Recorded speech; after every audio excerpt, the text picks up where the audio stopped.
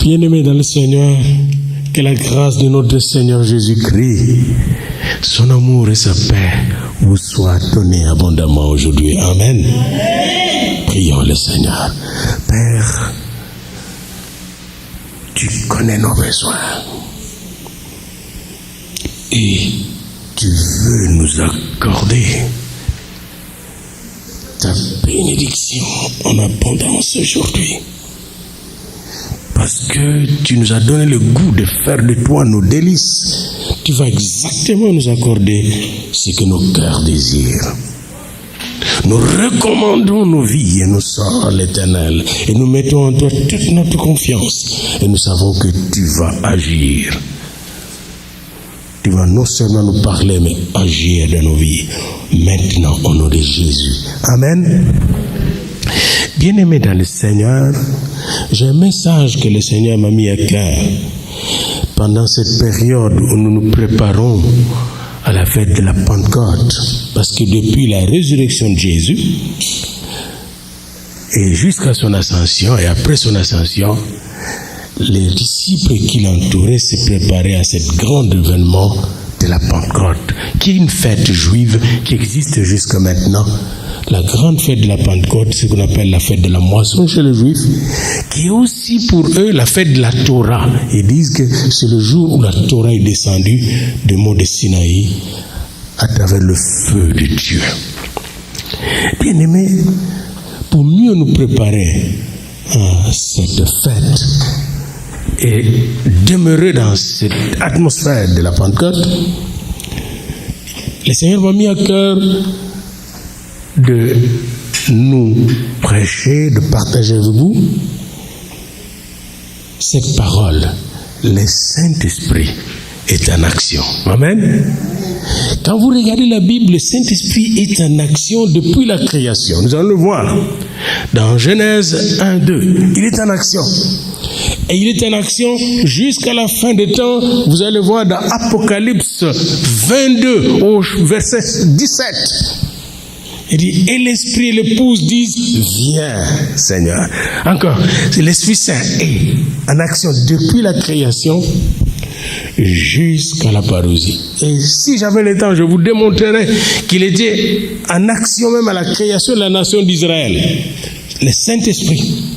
Le Saint-Esprit est présent dans les nations même les plus païennes. Le Saint-Esprit est présent. Je peux vous le démontrer, Bible à l'appui. Le Saint-Esprit n'est pas seulement présent dans une boîte confinée qu'on appelle l'Église. Non, le Saint-Esprit est présent partout. C'est d'ailleurs ce qui pousse les gens à voir l'Esprit partout, les animistes.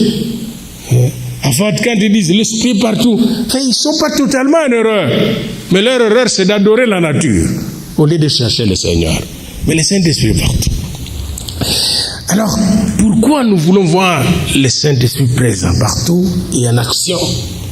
Parce que le Saint-Esprit veut agir dans votre vie et dans notre vie. Amen. Il veut agir dans nos familles, il veut agir dans notre génération, le Saint-Esprit. Et nous allons voir en action par sa présence partout. Il est omniprésent comme Dieu. Nous allons le voir en action par sa puissance. Et nous allons le voir en action par sa puissance. Et ensuite nous verrons par la promesse que Dieu nous a donnée du don du Saint-Esprit. Et enfin par la plénitude du Saint-Esprit. Alors, le Saint-Esprit est en action par sa présence. Venez avec moi dans Genèse au chapitre 1er, le verset 2. Et ça commence comme ça. Au commencement, Dieu créa les cieux et la terre. C'est le cosmos, les cieux et la terre. La terre était informe et vide, chaotique, tohu-bohu, comme on dit en hébreu. Il y avait des ténèbres à la surface de la terre. Imaginez des ténèbres à la surface de la terre. À la surface de l'abîme, plus que la terre. Et l'Esprit de Dieu se mouvait au-dessus des eaux. Juste cette phrase-là. L'Esprit de Dieu se mouvait au-dessus des eaux, des abîmes. L'Esprit de Dieu se mouvait au-dessus du chaos. L'Esprit de Dieu était là pour donner la vie à ces chaos. Autrement dit, quel que soit le chaos dans lequel tu es dans ta vie spirituelle ou mentale ou que sais-je encore, l'Esprit de Dieu est là en mouvement. Amen. L'Esprit est là, bien-aimé. Et ça montre sur le plan cosmique, le plan du cosmos, que le monde n'est pas abandonné en lui-même. Comme disent certains philosophes, Dieu a créé puis il a abandonné. Puis Dieu n'existait pas. Non. Par son Esprit, Dieu est omniprésent.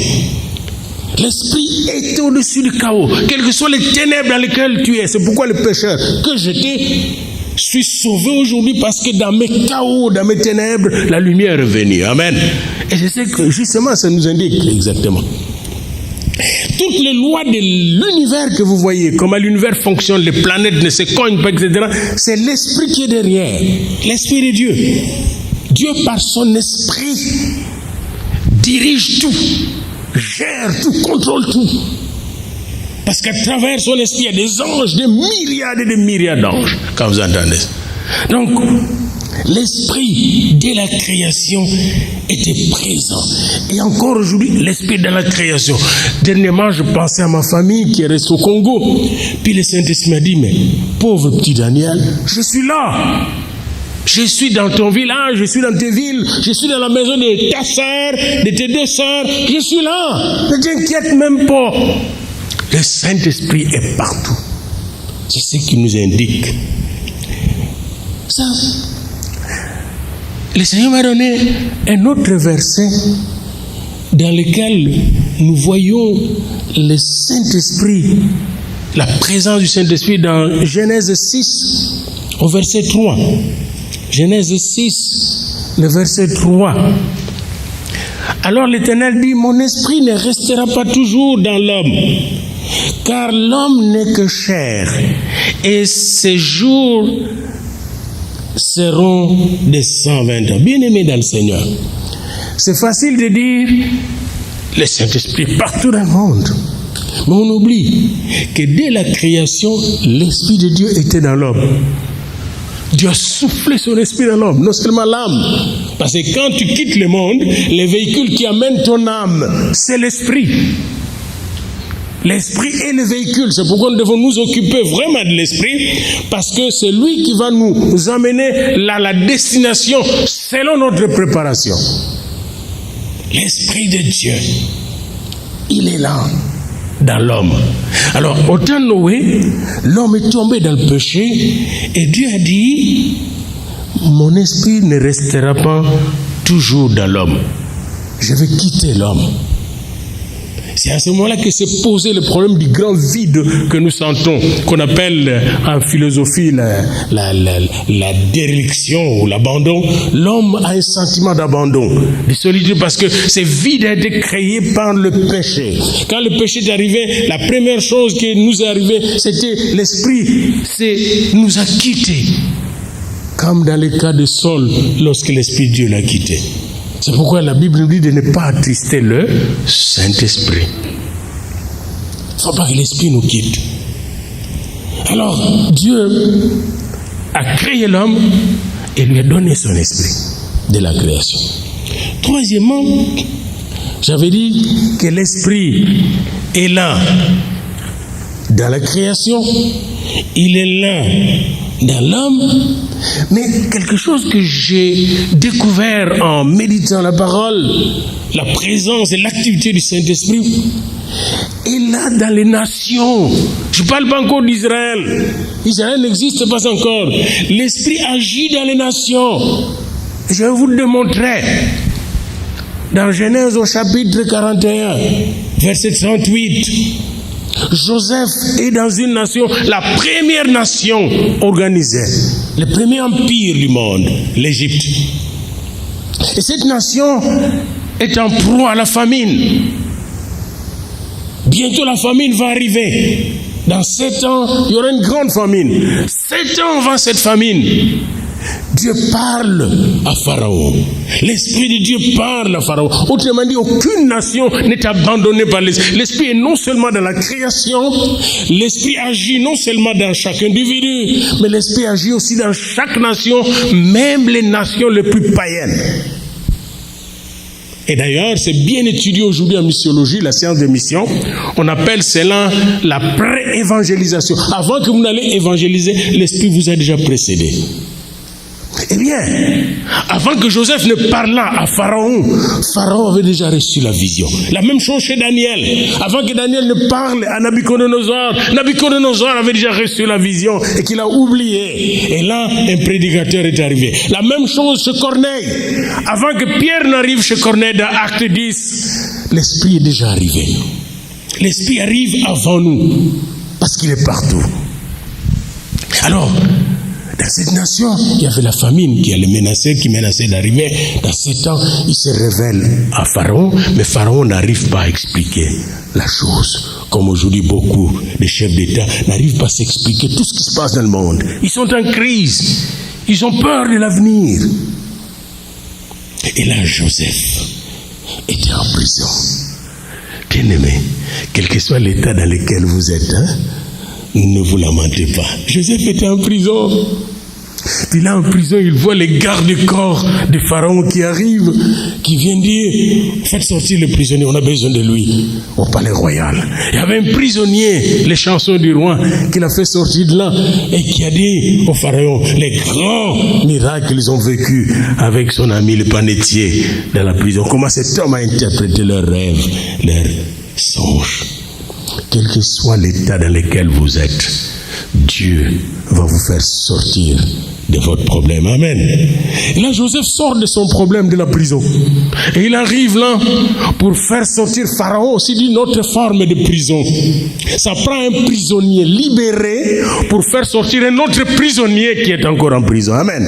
C'est l'une des raisons pour lesquelles nous sommes devenus chrétiens. Libérés du péché, libérés de la prison du monde, libérés des pensées et des péchés de ce monde, nous pouvons comprendre les autres. C'est pourquoi un chrétien n'est pas là pour condamner les autres, mais pour les libérer au nom de Jésus. Amen.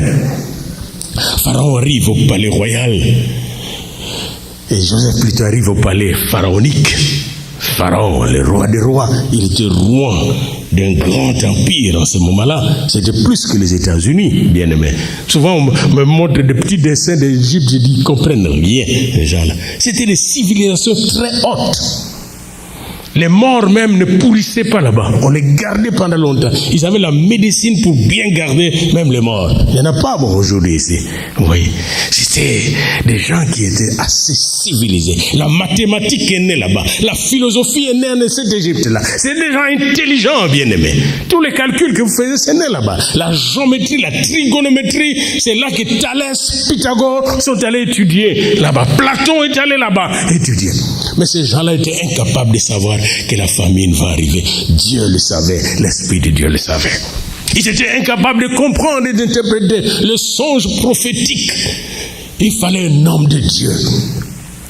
Et le pharaon, après avoir écouté l'interprétation de Daniel, de Joseph plutôt, on va lui demander, mais qu'est-ce qu'il faut faire maintenant? Pharaon a dit, y a-t-il un autre homme en qui il y a l'Esprit de Dieu? Pharaon savait discerner où était l'Esprit de Dieu. Cet esprit qui a donné naissance à cette science aujourd'hui qui est très développée maintenant, qu'on appelle l'économétrie, c'est-à-dire l'application de la mathématique à l'économie. Tout ce qu'on fait maintenant dans le bourse, c'est l'économétrie. Cette science était inventée par un homme qui s'appelle Daniel. Daniel a inventé cette science, même les réserves d'un pays. Comment avoir des réserves de nourriture pour vivre pendant 7 ans de famine. C'est Joseph qui a inventé tout ça. Le maître de l'économétrie mondiale. Mais on a oublié. La Bible a beaucoup de secrets. L'esprit. Oh Dieu. Alors, l'esprit est présent dans la création. L'esprit est présent. L'Esprit Saint est présent dans la création. L'Esprit Saint est présent dans l'homme. C'est ça la volonté de Dieu, c'est que l'Esprit soit en vous. Si vous n'avez pas l'Esprit, Dieu va tout faire pour que vous ayez l'Esprit. C'est pourquoi le baptême du Saint-Esprit n'est pas un choix. C'est un cadeau pour lequel nous devons tous, n'est-ce pas, courir chaque jour. que nous devons tous recevoir. Le Saint-Esprit est aussi là donné pour les nations, pour éclairer les nations, comme nous l'avons vu. La présence du Saint-Esprit. Le Saint-Esprit est actif dans la création. Il est actif dans chaque personne. Même celles qui n'ont pas encore reçu le Seigneur Jésus, le Saint-Esprit est en action. Pour le moment, même vous qui nous écoutez là où vous êtes, le Saint-Esprit est en action. C'est lui qui vous a emmené à écouter ces programmes, le Saint-Esprit. Et c'est celui qui vous parle au travers de ces microphones, de ces micro-humains qu'il a voulu utiliser aujourd'hui pour que vous soyez touchés, peut-être sauvés, peut-être guéris, peut-être délivrés ou transformés de gloire en gloire. Amen. Et alors, le Saint-Esprit qui est là, on a souvent oublié qu'il est puissant. J'aime toujours ce texte de la Bible qui dit, ce n'est ni par la puissance, ni par la force, mais par mon esprit. Ça veut dire quoi? Le Saint-Esprit est puissant.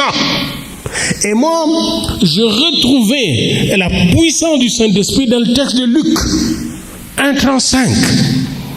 Je pourrais remonter dans les livres de la Genèse, mais je n'ai pas le temps. Mais je peux vous démontrer que ça soit la conception de Sarah, que ce soit la conception de Rebecca, la transformation d'Abraham et de Sarah, la création d'Israël, c'est le Saint-Esprit qui le fait. On ne le dit pas. Le Saint-Esprit est puissant. On le voit, il est puissant. On le voit intervenir dans l'Ancien comme dans le Nouveau Testament. Et ici, vous notez, le Saint-Esprit d'Élohim était présent dans votre bulletin, dans le monde, le cosmos.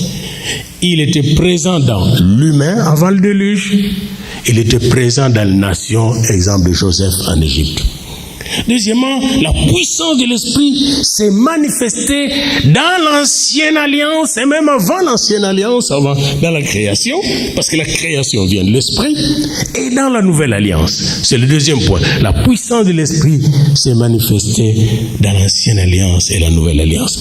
Dans l'Ancienne Alliance, bien-aimés, avant d'arriver au texte de Luc 1:35, le prophète qui parlait de l'Ancienne Alliance, depuis Abraham, le premier prophète, parlait par la puissance du Saint-Esprit.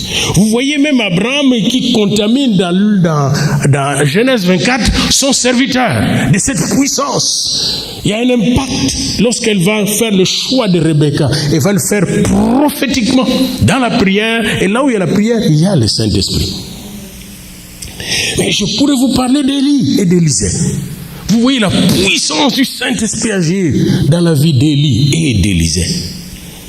La puissance du Saint-Esprit agir dans David, les sacrificateurs d'Israël aussi. Donc vous voyez, il y a le prophète d'Israël, les sacrificateurs d'Israël et le roi. Regardez le roi Saul dans 1 Samuel 10. Lui qui n'était pas prophète, dès qu'on lui a mis l'huile, on lui a prophétisé sur lui par Samuel, eh bien, dès qu'il est parti, la Bible nous dit qu'il a reçu un nouveau cœur. Le Saint-Esprit est le seul qui peut enlever mon cœur mauvais et me donner un nouveau cœur. Amen. Le Saint-Esprit, il est capable de faire cette opération sophistiquée, de nous enlever le cœur mauvais, le cœur de pierre, pour nous donner un cœur nouveau. Et c'est bien dit dans la parole de Dieu. Et là, on a vu Saoul en train de prophétiser. Puis on dit, hey, le fils de Kis est parmi les prophètes aussi. Lisez cela dans 1 Samuel 10. Mais dans 1 Samuel 16, un jeune berger, perdu, le dernier de la famille de Jessé, un jeune berger qui était négligé même par sa famille, qui n'était pas très utile dans la famille, on le laissait garder les troupeaux. Mais Dieu aime ceux qui ont le cœur de berger. N'oubliez pas ceci, Dieu a choisi un berger pour diriger son peuple. Moïse fut un berger, Saul fut aussi un berger, et David fut aussi un berger. Il faut un cœur de berger, le cœur de pasteur. Bien aimé, David, qui était un petit, oublié, l'Esprit Saint ne l'a pas oublié. Regardez bien, lisez bien dans 1 Samuel 16. On a présenté Samuel, tous les grands frères de David. Le premier, beau, géant, pas lui. Le deuxième, pas lui. Le troisième, pas lui. Le quatrième, jusqu'au dernier. Mais Dieu, il a voulu. Non, il ne faut pas mettre la main. Le Saint-Esprit, il est puissant. Il ouvre l'intelligence du prophète bien-aimé, le Saint-Esprit. Et quand David est arrivé, c'est lui. Et la Bible dit que dès qu'il lui a mis l'huile, l'Esprit de Dieu est descendu sur lui. Et David n'était plus le même. Vous savez qu'après cela, il va descendre Goliath. Après cela, il sera capable de neutraliser l'esprit de Saul, l'esprit mauvais de Saul.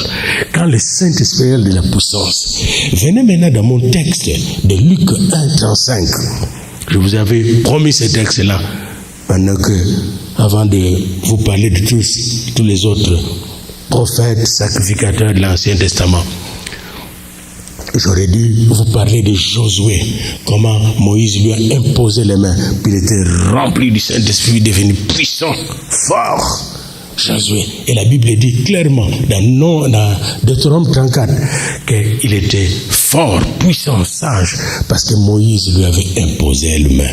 Il a reçu l'Esprit de Dieu. J'aurais dû vous parler aussi dans Nombre 11 de 70 personnes qui étaient enfermées dans la tente d'assignation. Il y avait 68 là, 10, 2 ont oublié, Eldad et Médad. Ils sont restés dans leur champ, Nombre 11. Puis Dieu a pris l'esprit qui était qu'il a mis dans Moïse, et il a donné aux 70 pour qu'ils soient capables d'aider Moïse dans sa tâche. Dieu est capable de prendre l'esprit qu'il a mis en toi et de le donner aux autres. C'est ce qu'on appelle le transfert du Saint-Esprit. Pendant que je vous parle, l'esprit que j'ai reçu, Dieu est capable de le prendre et de le transférer à d'autres. Parce que cet esprit, ça ne m'appartient pas. Cet esprit n'a pas de mesure. Cet esprit est illimité dans sa puissance. Cet esprit est illimité dans son transfert. Amen.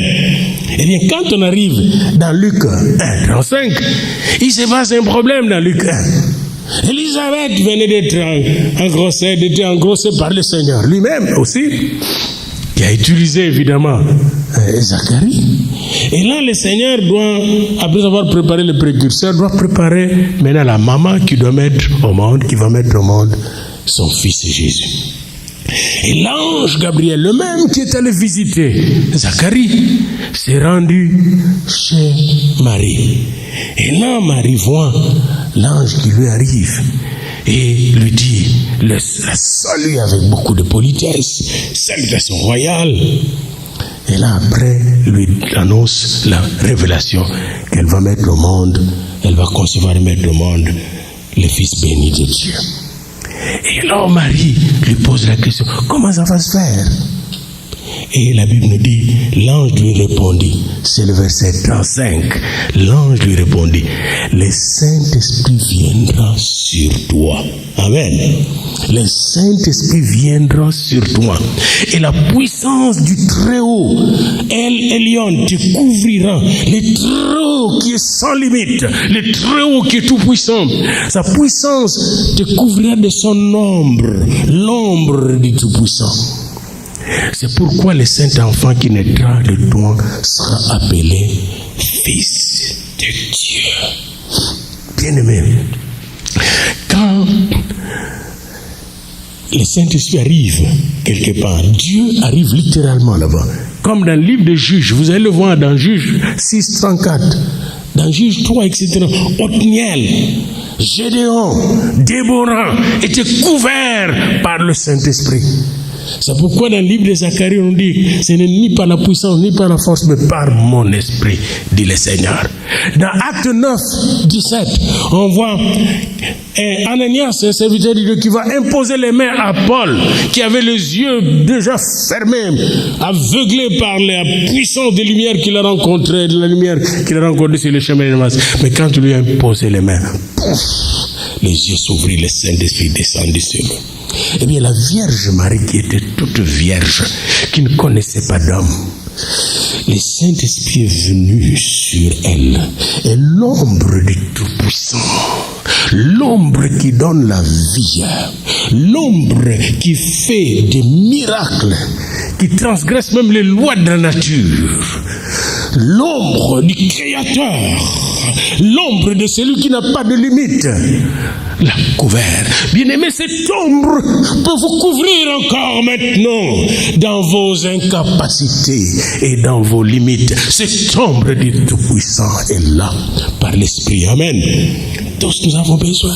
Si la Vierge Marie avait besoin de l'ombre du Tout-Puissant du Saint-Esprit, qui sommes-nous? Nous. Cette jeune femme vierge, pure, avait besoin. Dieu nous montre là aussi le chemin par lequel nous passons. Nous devons avoir soif de cette ombre du Tout-Puissant. Quand l'ombre arrive, bien-aimé, cette ombre vient avec la lumière qui enlève toutes les ténèbres. Cette ombre vient avec la puissance qui enlève toutes les faiblesses. Cette ombre vient avec des bénédictions qui éloignent toutes les malédictions. L'ombre du Tout-Puissant, l'ombre du Très-Haut te couvrira. Alléluia. Bien-aimé, on voit ainsi le Saint-Esprit en action dans sa puissance. Moi, je le vois dans la maison de Corneille avec cette ombre. Je le vois, n'est-ce pas, dans la maison de Philippe. Je le vois descendre avec Philippe dans Acte 8, n'est-ce pas, puis aller sauver les gens de Samarie.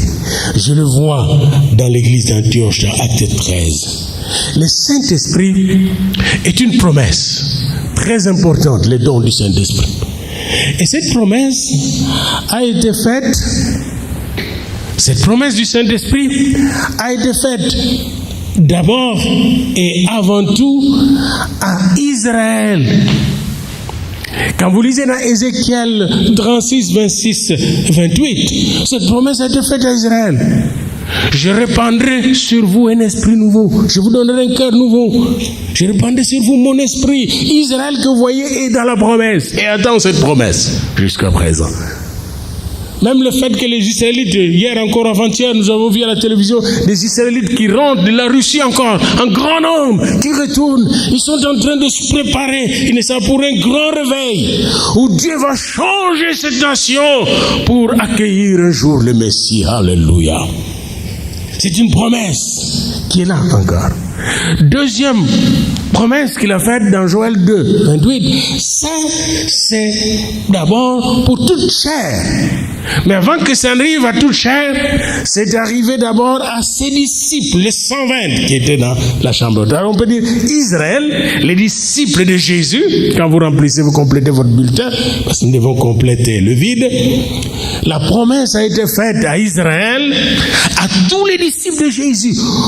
Savez-vous que Jésus est apparu à 500 disciples après sa résurrection une fois à la fois. Et il a dit aux 500, ne vous éloignez pas de Jérusalem. Savez-vous combien étaient à Jérusalem dans la chambre haute? 120. 120, c'est un tiers de 500. Et nous sommes comme ça. Les gens courent vers les choses inutiles.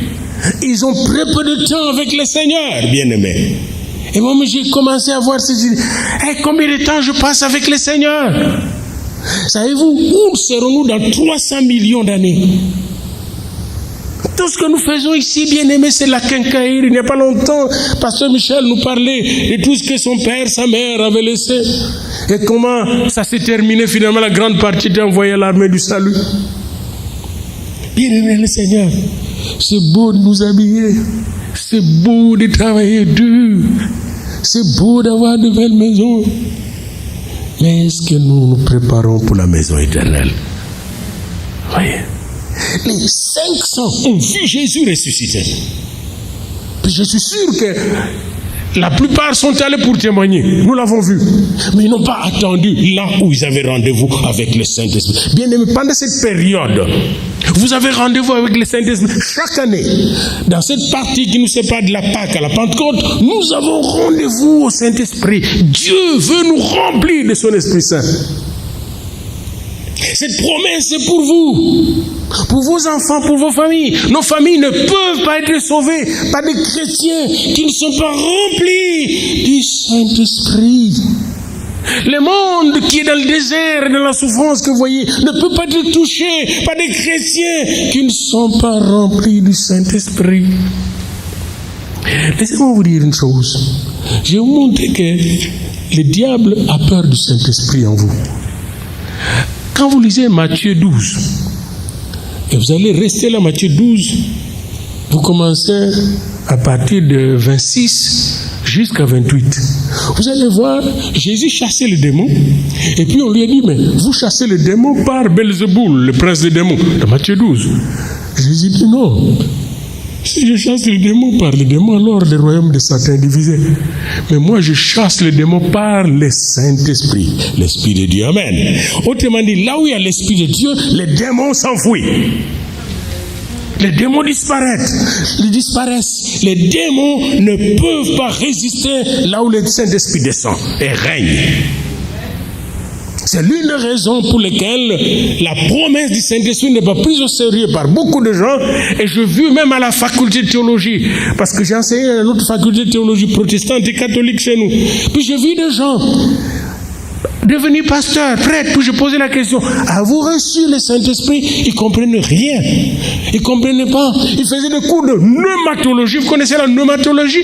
On est pneumatologie. La pneumatologie, c'est la science du Saint-Esprit. Pneuma. Roua en hébreu. Et moi j'ai inventé le mot la rouatologie. Si vous voulez avoir un mot théologique en hébreu, la rouatologie. La rouatologie, c'est la science du Saint-Esprit dans l'Ancien Testament. La pneumatologie, c'est la science du Saint-Esprit dans le Nouveau Testament. On étudie, c'est un cours de pneumatologie. Et à la fin du cours, moi j'aurais voulu qu'on arrête, que le professeur arrête le cours, qu'on prie pour recevoir le Saint-Esprit. Parce que comme prêtre de Dieu, je suis prêtre de Dieu, j'ai besoin d'être rempli du Saint-Esprit. Parce qu'avec le Saint-Esprit, bien-aimé, je veux opérer avec Dieu et faire des exploits avec Dieu. Avec le Saint-Esprit, j'aurai la force de marcher sur le serpent et le scorpion et sur toute la puissance de l'ennemi. Avec le Saint-Esprit, je pourrai aspirer à la sainteté, sans laquelle nul ne verra Dieu. Avec le Saint-Esprit, je peux aimer mes ennemis et le pardonner plus facilement que sans le Saint-Esprit. Savez-vous ça? C'est difficile pour un homme de pardonner les gens qui lui font du mal, à moins que le Saint-Esprit ne soit. Parce que c'est le fruit de l'Esprit, le pardon, l'amour, la douceur, l'animosité.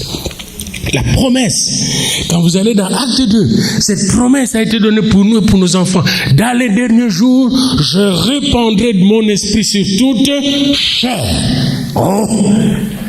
Donc ici là, il dit même pas sur tous les chrétiens. Il n'a pas dit sur tous les chrétiens. Beaucoup de gens disent, il n'est pas chrétien, mais non, Dieu n'a pas dit, il s'en fout que tu sois chrétien ou pas. Je veux répandre mon esprit dans les derniers jours sur toute chair. Laissez d'abord que l'Esprit descende, parce que c'est l'Esprit qui va défendre, qui va convaincre la personne du péché, de la justice et du jugement. C'est l'Esprit Saint qui va toucher cette personne. Savez-vous que même quand je parle ici sans l'Esprit Saint, je ne serai pas capable de vous communiquer la révélation de Dieu maintenant. Alors souvent les gens, ils mettent la charrue avant le bœuf. Oh, qu'il soit d'abord sauvé avant de recevoir le Saint-Esprit. Non, c'est le Saint-Esprit qui va le sauver et l'amener en Jésus-Christ. Amen. C'est le Saint-Esprit qui vous a amené ici. C'est le Saint-Esprit qui vous accompagne tout le temps. Amen. Vous devez en être conscient. La promesse est pour vous et pour tous ceux qui sont loin. C'est vrai pour l'homme le plus mauvais de votre famille, de votre quartier.